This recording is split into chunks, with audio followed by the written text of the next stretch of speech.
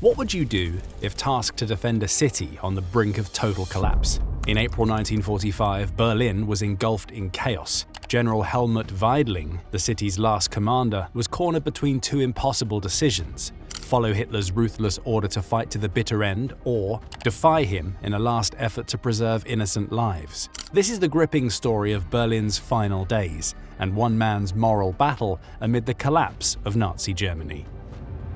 Born in 1891, Weidling entered the Imperial German Army in 1911, serving as an artillery officer in World War I.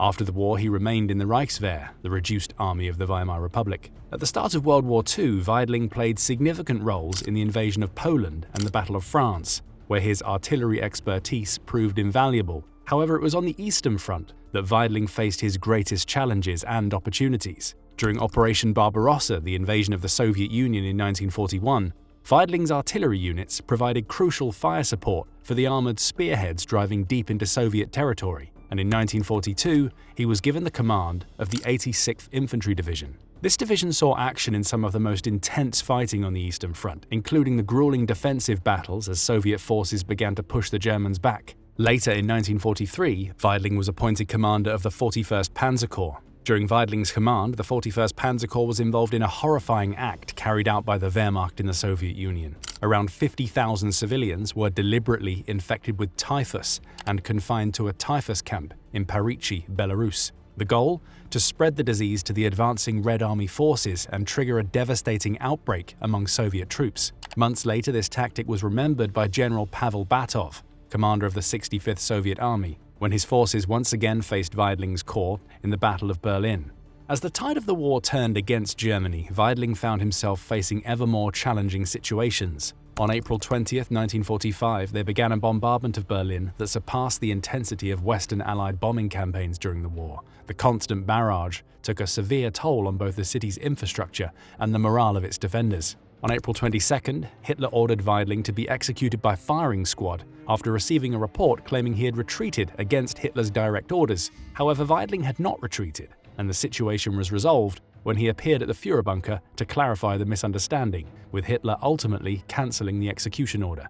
On April 23rd, Hitler appointed Weidling as the commander of the Berlin defense area, a task that seemed impossible given the overwhelming superiority of the Soviets in men and materiel. As Weidling assumed command of Berlin's defenses, he faced a situation that would test even the most seasoned military strategist. The task before him seemed to be more suited to fiction than reality: defend a city when outnumbered more than 10 to 1. With dwindling supplies and inexperienced troops, Berlin's last stand would reveal both the ingenuity and futility of urban warfare. Weidling commanded a force of approximately 45,000 men, made up of units differing greatly in quality and size. These ranged from a few elite Waffen-SS and Panzer divisions to smaller groups like the Volkssturm and anti-aircraft assistant units. On April 26th, the Bendler Block, the historic army headquarters, was selected as the operational base for Weidling and his staff. Its proximity to the Reichschancellery made it a strategic choice during this critical time. The central government district was under the command of SS Brigadeführer Wilhelm Mohnke. Mohnke was in charge of more than 2,000 troops, with his most trusted forces being the 800 men of the Leibstandarte Adolf Hitler SS Battalion, specifically tasked with protecting Hitler himself. Weidling divided Berlin into 8 sectors, each under the command of a colonel or general. However, this structure was immediately compromised by a critical weakness. Most of these commanders lacked the necessary combat experience. Weidling relied on a patchwork of units, including the 20th Panzergrenadier Division to the west, the 9th Fallschirmjäger Division to the north, and the Panzer Division Müncheberg to the northeast. Weidling's initial defensive strategy involved counterattacks to keep the Soviet forces off balance. However, by April 26th, it became clear that this approach was unsustainable. Soviet combat groups had already penetrated the city's outer defenses, and Weidling's forces were suffering heavy casualties with each engagement. The urban combat that ensued was brutal and unforgiving. The Soviet 1st Guards Tank Army and the 5th Shock Army advanced into the city, engaging in intense house-to-house fighting. Weidling's defenders found themselves outmatched at every turn. By late April, the once formidable Panzer Division Müncheberg had been reduced to its last dozen tanks and a mere 30 armored personnel carriers.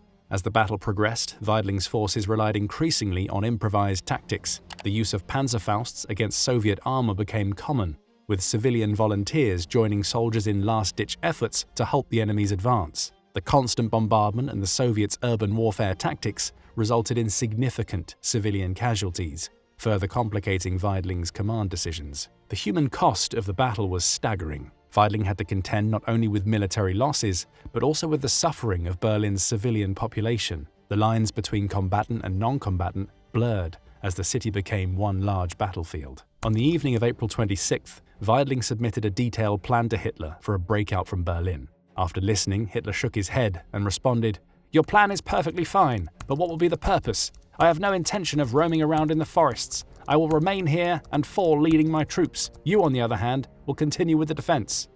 By April 28th, Weidling was confronted with a harsh reality. The defense of Berlin was no longer tenable. Weidling's headquarters was now only meters away from the front line. His troops were exhausted, running low on ammunition, and facing an enemy that seemed to have unlimited resources. It was at this point that Weidling began to consider a desperate gamble, a breakout attempt to link up with Walter Wenck's 12th Army outside the city. On April 30th, Weidling informed Hitler that his garrison would likely exhaust their ammunition that night. Desperate to salvage his forces, Weidling requested permission for a breakout. At first, Hitler didn't respond, leaving Weidling to return to his headquarters at the Bendelblock. At around 1 p.m., Weidling finally received Hitler's approval to attempt a breakout later that night. On April 30th, the situation took a dramatic turn, with Hitler taking his own life. Sworn to secrecy, Weidling was forbidden from disclosing this information to anyone except Joseph Stalin himself. This moment marked a significant shift in the German command structure. With Hitler gone, the general now had to navigate a power vacuum. But with the death of Joseph Goebbels on May 1st, it was left to Weidling to negotiate with the Soviets. On May 2nd, 1945, Weidling negotiated a surrender with the Soviets.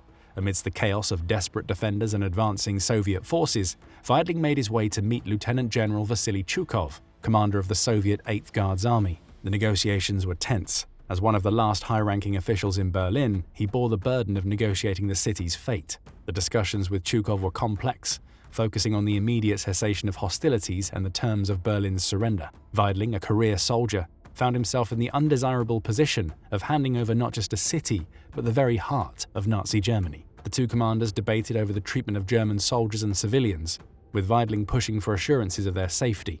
With the negotiations concluded, Weidling faced the difficult task of communicating the surrender to his troops. His order reflected the grim reality of their situation. "Every hour you keep on fighting prolongs the suffering of the civilians in Berlin and of our wounded." This statement encapsulated the futility of further resistance and the humanitarian concerns that had guided Weidling's decision. The reaction to the surrender order varied across Berlin. In some areas, German soldiers immediately laid down their arms. In others, pockets of resistance continued, with some units initially refusing to believe the order.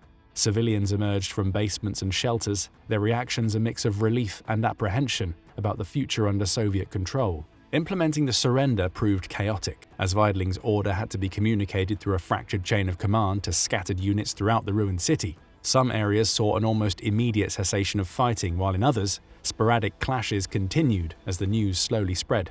The immediate aftermath brought a mix of relief and new hardships for Berlin's population. The Red Army provided food to starving residents, but reports of looting and violence cast a shadow over the initial days of occupation. The Battle of Berlin's End marked a pivotal moment in World War II, signaling the defeat of Nazi Germany and changing the balance of power in post-war Europe. As Soviet forces took control of Berlin, Weidling's personal fate hung in the balance. He was taken into Soviet custody, facing an uncertain future. Despite his decision to surrender the city to spare countless lives, the Soviets had little sympathy for any high-ranking German officer. Weidling was imprisoned and taken to the Soviet Union, where he was held in Moscow's Butyrka and Lefortovo prisons. Weidling was interrogated extensively, with Soviet authorities scrutinizing his role in the war and accusing him of potential war crimes. Weidling was held in harsh conditions in Soviet prisons, where the realities of captivity took a heavy toll on his health. On February 27, 1952, the Military Collegium of the Supreme Court of the Soviet Union